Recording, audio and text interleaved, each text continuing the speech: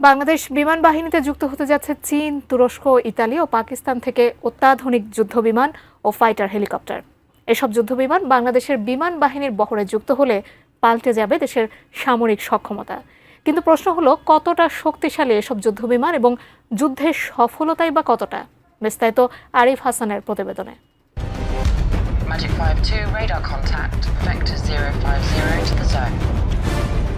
Bangladesh Air Force is now advancing fast. বাংলার আকাশ রাখিব মুক্ত। বাংলাদেশ বিমান বাহিনীর গর্বিত এই স্লোগান আজ অনেকটাই প্রশ্নবিদ্ধ। স্বাধীনতার 54 বছর পরও বাংলাদেশ তার আকাশকে আধুনিক নিরাপত্তা বলয়ে আনতে পারেনি। পুরনো F7 ও MiG-29 দিয়েই কোনোভাবে শক্তির জানান দিচ্ছে বাংলাদেশ বিমান বাহিনী। আধুনিক যুদ্ধবিমান ও আক্রমণ হেলিকপ্টারের ঘাটতি বাংলাদেশের আকাশ প্রতিরক্ষার বড় সীমাবদ্ধতা তৈরি করেছে। সময়ের সঙ্গে পাল্লা দিতে না পারায় এখন প্রশ্ন উঠছে, বাংলাদেশ বিমান বাহিনী আসলে কোন সক্ষমতায় এই আকাশকে মুক্ত রাখবে? তবে এবার সেই অবস্থার পরিবর্তন আসছে। অন্তর্বর্তী সরকার বিমান বাহিনীর আধুনিকায়নে বড় ধরনের সিদ্ধান্ত নিতে যাচ্ছে, যেখানে ইতালি, চীন, পাকিস্তান ও তুরস্ক 4 দেশের সর্বাধুনিক যুদ্ধবিমান যুক্ত হচ্ছে বাংলাদেশের আকাশ প্রতিরক্ষা ব্যবস্থায়।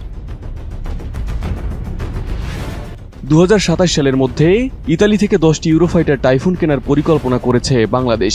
ইউরোফাইটারকে বলা হয় ইউরোপের আকাশ দানব। এটি 4.5 জেনারেশনের মাল্টিরোল কম্ব্যাট এয়ারক্রাফট, যার গতি ঘন্টায় 2400 কিলোমিটার পর্যন্ত, অর্থাৎ শব্দের গতির দ্বিগুণ। এতে রয়েছে AESA radar, electronic warfare system এবং সুপার ম্যানুভারেবিলিটি, যা শত্রুপক্ষের রাডারে ধরা না পড়ে আঘাত হানতে পারে। এই যুদ্ধবিমান সফলভাবে ব্যবহৃত হয়েছে লিবিয়া, সিরিয়া ও ইরাক অভিযানে, যেখানে প্রমাণ করেছে আকাশযুদ্ধ ও নির্ভুল হামলা এর সক্ষমতা। দীর্ঘ রেঞ্জ ও দ্বৈত ইঞ্জিনের কারণে এটি নৌ ও সীমান্ত উভয় দিকেই সমান কার্যকর।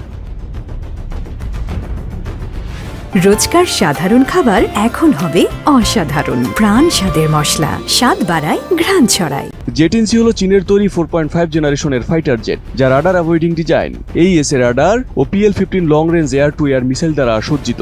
এটি শব্দের গতির দ্বিগুণ গতিতে উঠতে সক্ষম এবং একাধিক শত্রু টার্গেট একসঙ্গে ধ্বংস করতে পারে।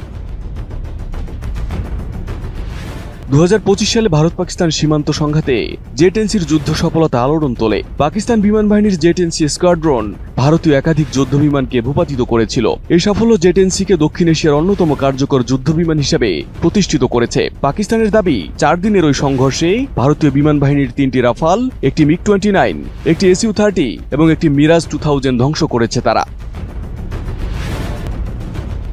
চীন পাকিস্তান যৌথ উদ্যোগে তৈরি JF-17 থান্ডার একটি light weight multirole fighter jet. এটি কম খরচে রক্ষণাবেক্ষণযোগ্য হলেও যুদ্ধক্ষেত্রে অত্যন্ত কার্যকর। 2019 সালের বালাকোট সংঘাতে JF-17 ব্যবহার করে পাকিস্তান সফলভাবে ভারতের MiG-21 ভূপাতিত করে, যা আন্তর্জাতিক অঙ্গনের সামর্থ্যের বড় প্রমাণ। এতে ব্যবহৃত হয় SD-10 রাডার গাইডেড মিসাইল ও মডার্ন এভিওনিক্স সিস্টেম, যা আকাশে দ্রুত প্রতিক্রিয়া দিতে সক্ষম।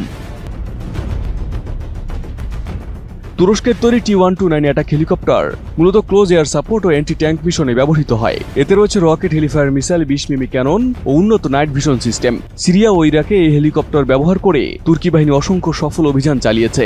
বাংলাদেশের মতো ভূগোলভিত্তিক অঞ্চলে সীমান্ত নজরদারি ও সন্ত্রাস বিরোধী মিশনে এটি গুরুত্বপূর্ণ ভূমিকা রাখতে পারবে। বাংলাদেশের আকাশ প্রতিরক্ষায় 4 ধরনের বিমান যুক্ত হলে দক্ষিণ এশিয়ায় নতুন সামরিক ভারসাম্য তৈরি হবে। প্রতিবেশী ভারতের রাফাল ও মিরাজের মতো উন্নত ফাইটার বিমানের বিপরীতে জেটেন্সি ও ইউরোফাইটার টাইফুন বাংলাদেশের পক্ষে বড় পাল্টা শক্তি হতে পারে। একই সঙ্গে JF-17 ও T-129 হেলিকপ্টার সীমান্ত নজরদারি ও টেকটিক্যাল সাপোর্টে বাড়াবে গতিশীলতা।